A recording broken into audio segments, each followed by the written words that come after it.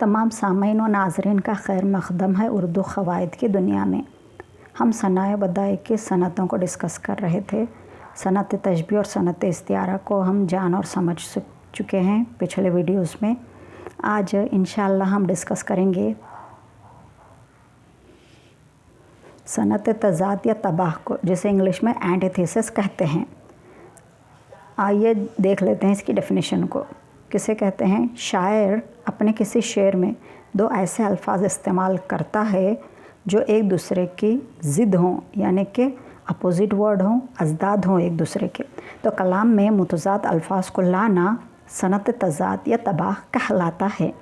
मिसाल के तौर पर इस शेर को देख लीजिए। राह ख़ज़ां में तलाश बहार करते रहे, शब सियाह से तलब हुस्न यार करते रहे।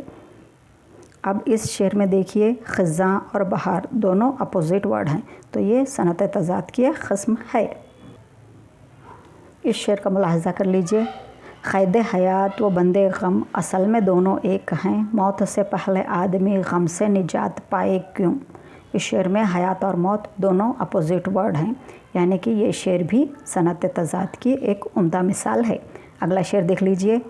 मौत का एक दिन मुअय्यन है, नींद क्यों रात भर नहीं आती। इस शेर में भी दिन और रात को अपोजिट वर्ड्स को शायर ने मिलाकर बयान किया है। अगला शेर देख लीजिए। तू है खलवत में, तू है जलवत में, कहीं पिन्हा कहीं आया तू है। तो इस शेर में भी आया और पिन्हा अपोजिट वर्ड्स हैं।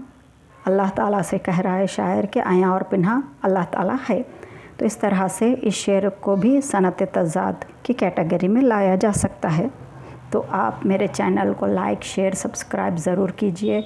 इंशाअल्लाह ताला अगले वीडियो में फिर किसी नए सनत के साथ हाज़िर होंगे। टिल देन खुदा हाफ़िज़।